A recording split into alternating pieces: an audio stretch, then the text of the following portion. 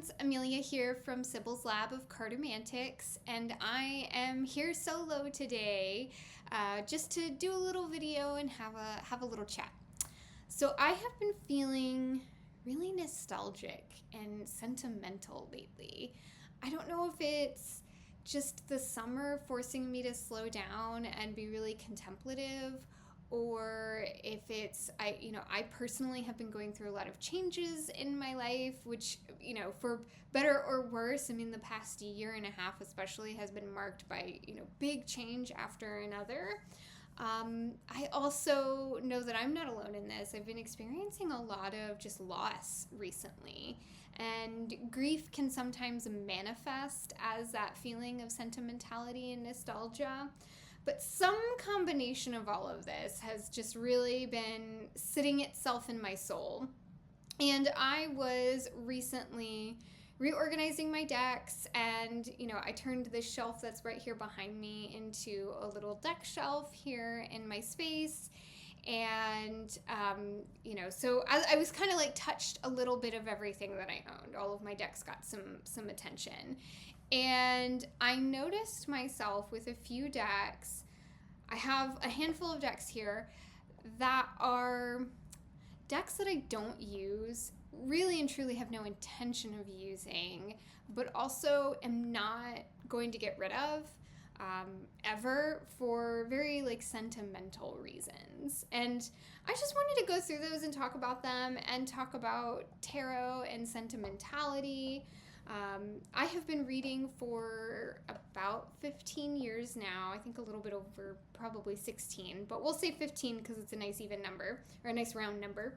So yeah, I've been reading for about 15 years now. I really did not even know that I could collect or have more than one deck until about 5 years into that. But so even in the last 10 years, I've very slowly accumulated decks. I don't, I would say this year really is kind of the one that I've been the most a little crazy collecting decks. But I have a nice little collection going for myself. It's not, anybody who doesn't know tarot would look at it and go, why do you need all of those? But I'm pretty ruthless when it comes to culling and getting rid of decks. So that number has stayed pretty even, especially over the last few years. And but then there are those that I just want to hold on to, right? They have meaning to me, and for various reasons. But yeah, I just kind of want to go through that and talk about them and talk about the moment in time that they represent, as well as maybe how they relate to me as a reader and influences that they had on my reading. Yeah, just have a little chit chat. Okay, so I'm going to go in no particular order, but I am going to go with this one because it's the biggest one and I kind of want to get it out of the way. So I keep it in this box.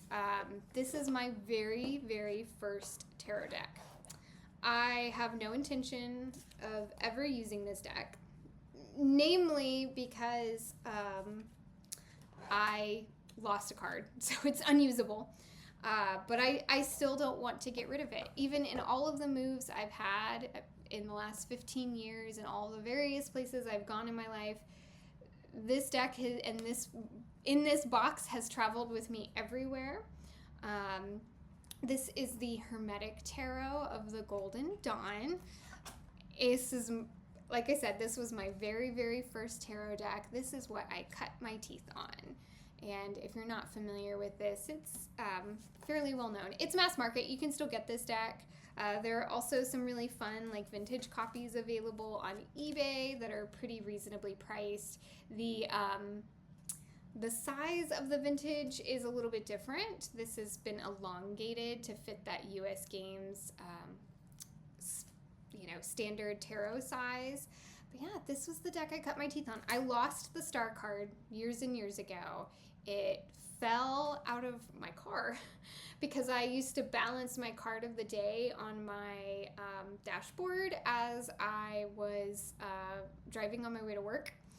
And it just slipped out, and it slipped out the window. And so I replaced it, but not with another copy of this deck. Sorry for the dog.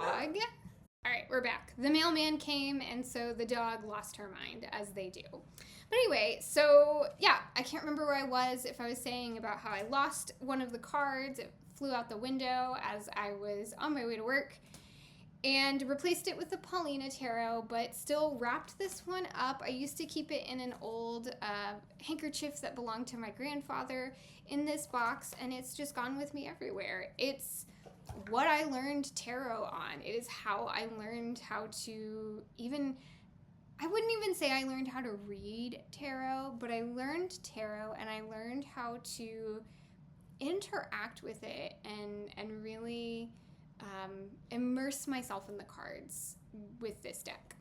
So that is the Hermetic Tarot. Now I'm just kind of going to go in whatever order. So this deck is the Laughing Eye, Weeping Eye. You can even see like the box is kind of grungy.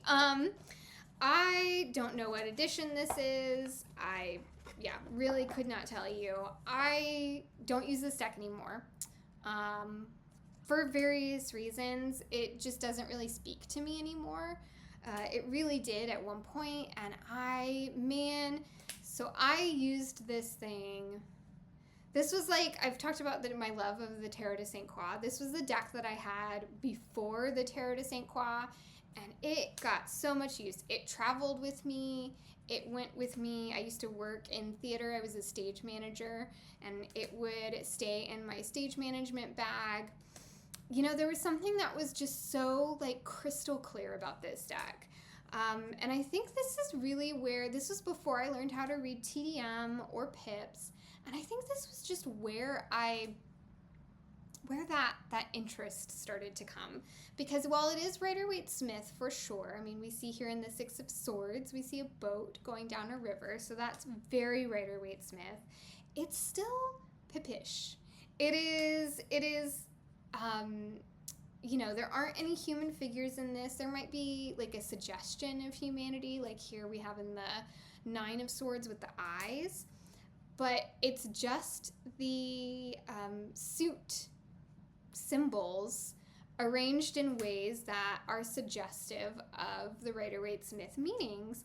And I would say this is where I really cut my teeth on reading tarot. This is where I really learned how to string cards together, how to really read the cards, not just look at a card and know what it means, but how it can interact with the cards around it.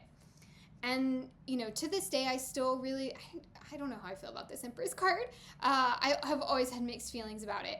But to this day, I still really like decks that speak in a similar fashion. It's just the aesthetic of this doesn't fit me anymore.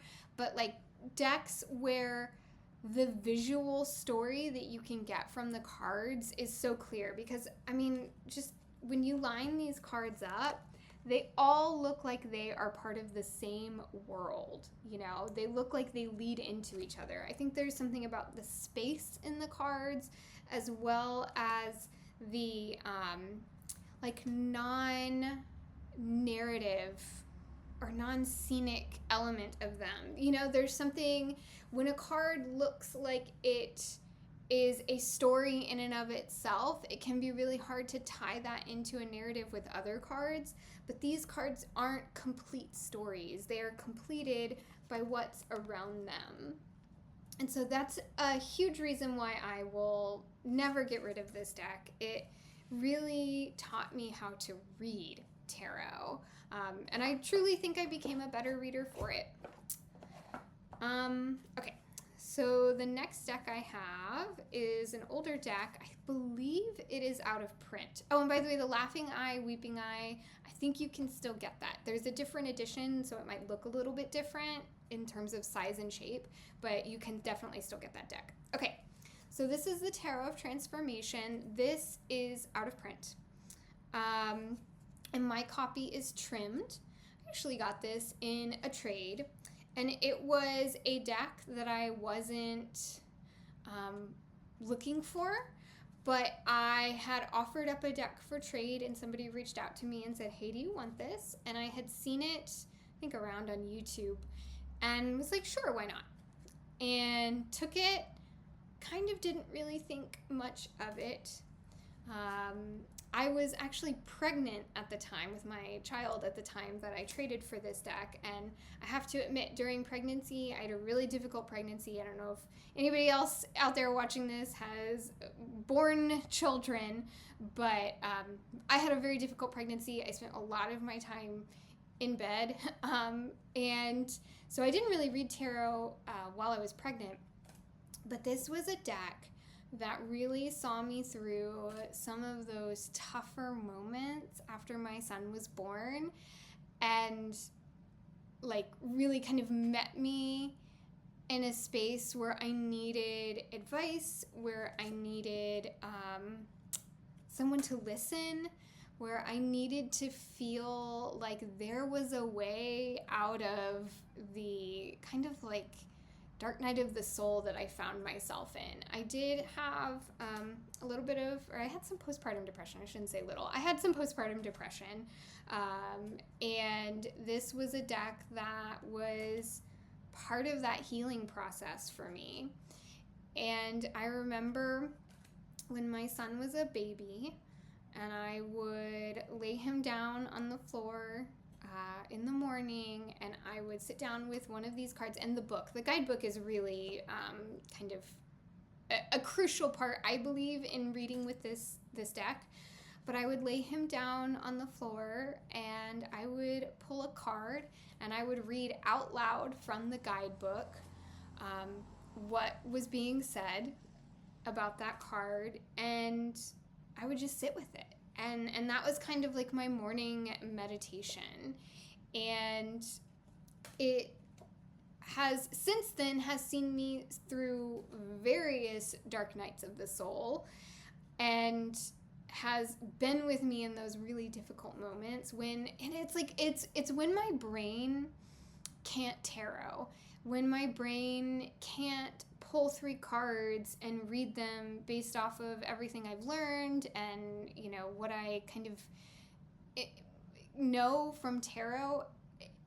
This is the deck that has held me in those spaces when I am so just at the end. I have no capacity left. I have no thoughts left. The demons in my head are speaking too loudly that I can't hear myself. This was the deck that I would go to for that. However, I have to say, I haven't used it in quite a few years, probably 3 or 4 years. I don't really intend to use it, not even for that purpose anymore. And cause to use it has definitely come up since then.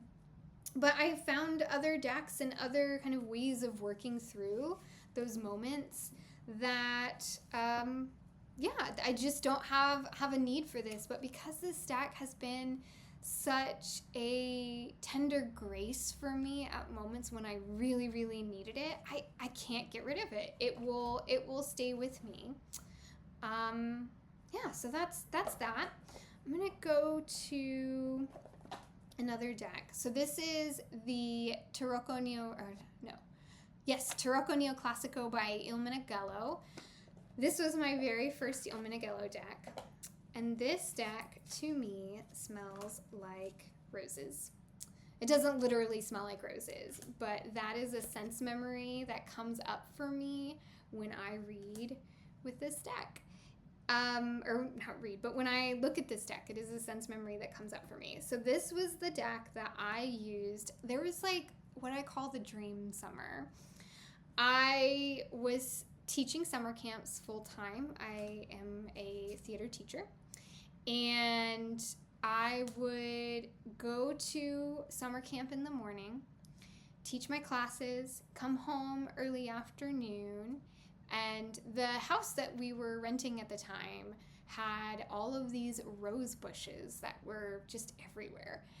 And I had this routine that I would come home, I would make myself a cup of tea.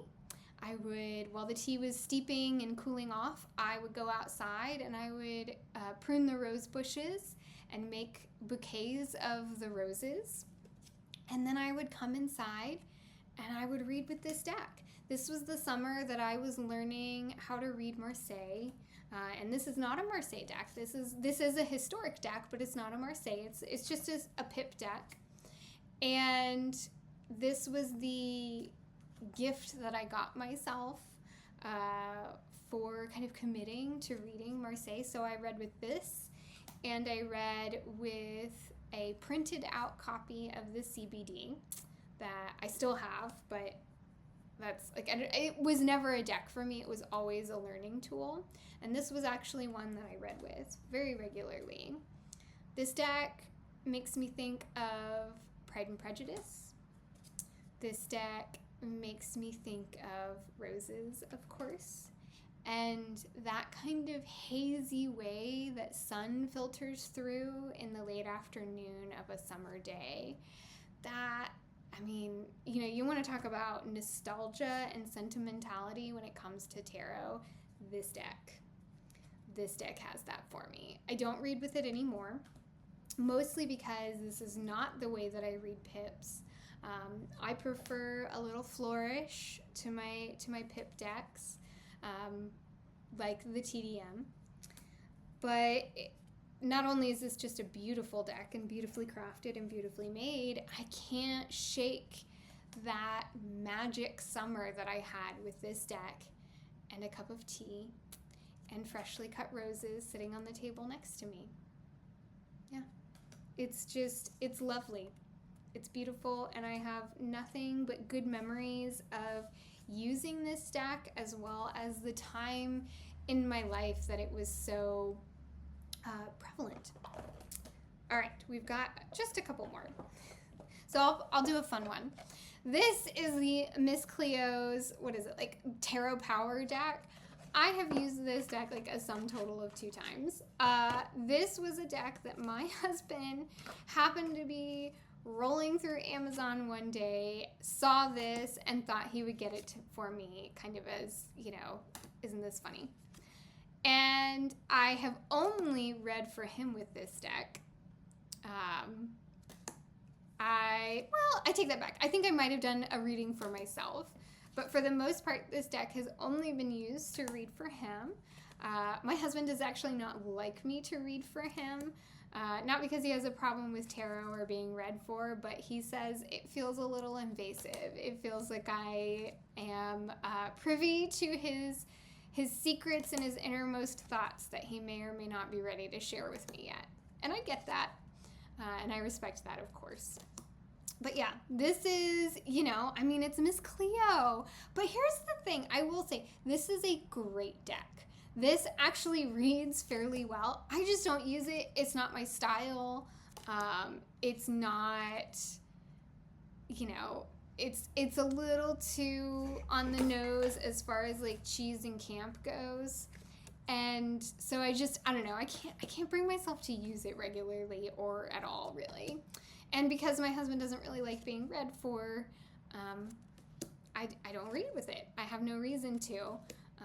But I also will never get rid of it because he got it for me. And it holds those memories of us sitting together at the dinner table late at night and me reading cards for him.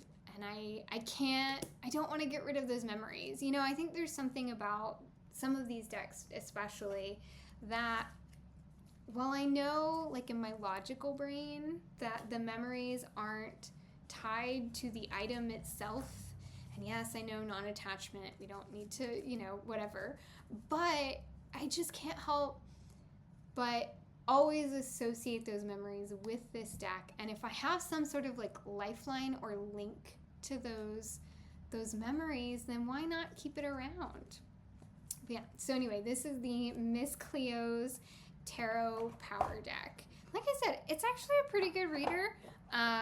If it's your style and your thing, go for it, man. All right, final deck I want to talk about today is the Story Medicine Tarot by Jessica Zinchuk, I think is her name. cannot find it. This is so there are several editions of the Story Medicine Tarot that all kind of like tell a different story or live in a different world. This is the first one. This is still available. You can get it on Game Crafter, so it's print on demand. Comes with a really great guidebook. Yes, Jessica Zinchuk. And my God, this deck. Okay, it's big. It is not a small deck. It is powerful. It packs a wallop. And this was the deck that so when I wasn't in my like dark night of the soul needing to be held moments after my son was born, and I was in my like really trying to find my feet again, this deck was the deck that I went to. This deck helped me find my feet as a person again after, I mean, you know, birth is such a, like, and starting, you know, especially your first child can be such a tower moment. It doesn't have to be, but I know for me it was such a tower moment. It was so destabilizing, and there were so many other circumstances surrounding it that caused it to be as destabilizing as it was. But it was destabilizing, and it took me a really long time to feel like I had my feet on the ground again. And this deck walked me through that whole process. I have cried with this deck. I have wailed. I have rage screamed into the night sky with this deck. We have done some really powerful work together. We have bonded in a way that I've not bonded with any other deck, really and truly. But I don't use it. I'm not in that space anymore. I'm not needing help finding my feet again. And maybe one day I will, and perhaps that's part of why I hold on to this. But I also have such gratitude and reverence for the work that this deck was able to do with me and hold me through.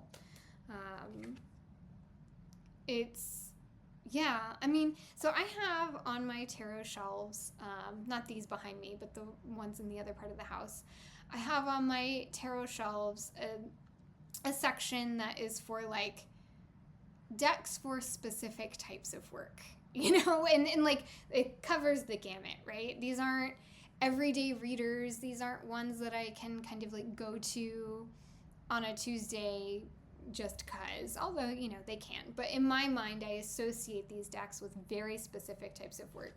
And this deck lives on that shelf with other decks. It's the Hierophant. Man, that's such a great card. Okay. Oh, and this deck. I gotta show this deck.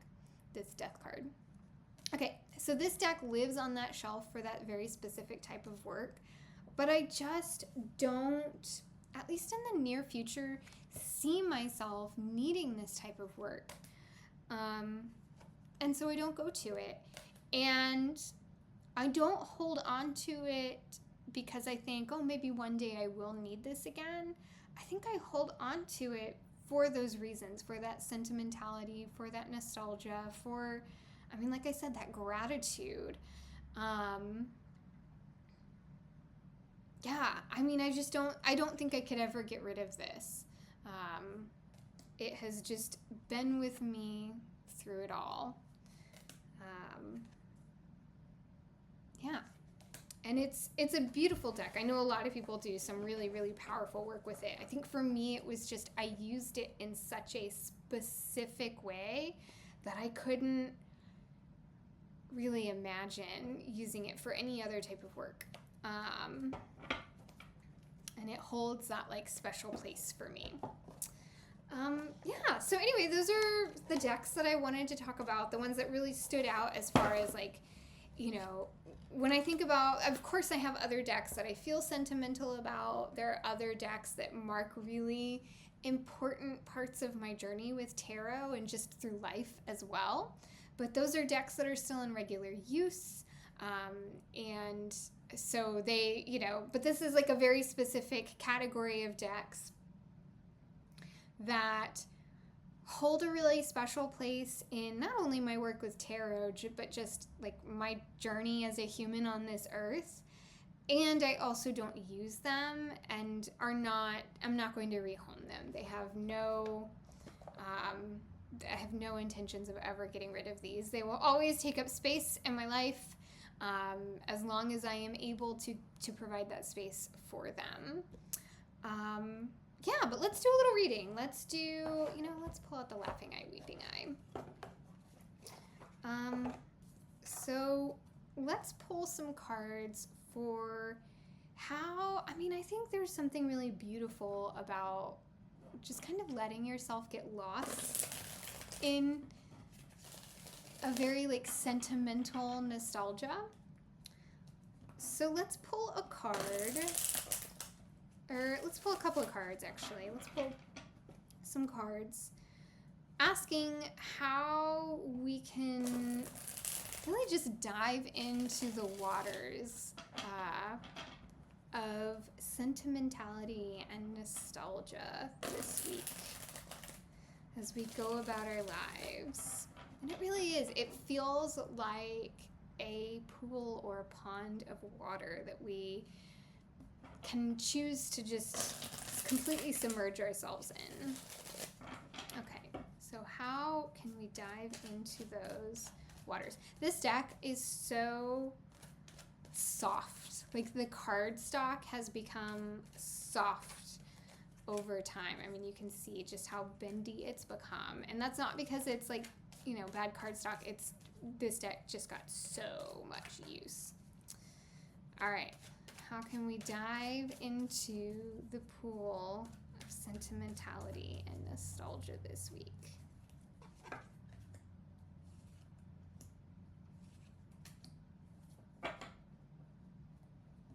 Okay. So we got here the 8 of Cups, the 7 of Coins, and the Hermit. I mean, how perfect is a Hermit card for something like this? But even the 8 of Cups, I mean, look at that. We're talking about sentimentality as a pool, like as a pond that you can dive into. This suggests that it's a river and that it's like, there is movement to you. And I think there's something about like letting it carry us away, and like really making space for this as focused work and focused effort. Like, yes, there is a certain amount of letting go, but there's also an intention required to it. And that we really have to we have to make an effort. We have to put our focus into like the medicine and finding the medicine that is offered through like a foray with a dalliance with sentimentality, if you will. And then we have this Hermit over here, and like this is work that requires us to kind of go within ourselves. And so I think this is saying like, give yourself some time, give yourself an afternoon, an evening, if you have the luxury of time, a day or a whole weekend even, to really like hermit with yourself, like go within yourself and make some really focused effort towards like gleaning the medicine that sentimentality has to offer, the beauty and the gift of sentimentality, and like let yourself get carried away and like keep your sights set on what it is, the work that you're trying to do with it. So for you, that work might be gratitude, or it might be create like a balm. You need a balm for your heart. Whatever it is, decide what that intention is for you and where you want this work to go, and then just like fully let yourself go in to it. And set aside some space for yourself to be able to do this work. Yeah, I really like that. Okay, I mean, of course I like it. I did the reading. But even still, yeah, I've just been feeling in this space. I wonder if you also have been feeling in this space. Let me know in the comments below. Additionally, if you have decks in your collection that you know you're not going to use ever again, but you just can't bring yourself to pass them along or get rid of them, let me know what those are. I'd love to hear, because I know, especially if you've been collecting over the years, I know we all have those decks that we pause when we're doing a call and we go, nope, I got to keep this for X, Y, and Z reason. So yeah, let me know what those are. In the meantime, you can follow along with myself and Danielle of Sybil's Lab on Instagram. I'll put the link to our handle below, as well as a link to our website where you can book a reading with me or Danielle. I have a really beautiful reading that I'm offering right now called Fill Your Cup, that is about being in those spaces in life when you are feeling really depleted, and what can we do to tenderly unravel that and get you some practices in place so that you can feel a little more fortified as you move throughout your days. And I know I've been in that tender space a lot lately, so I know I'm not alone. So if that strikes your fancy, you can find a link to that as well as our other readings below. But otherwise, until next time, friends, I will see you in the lab.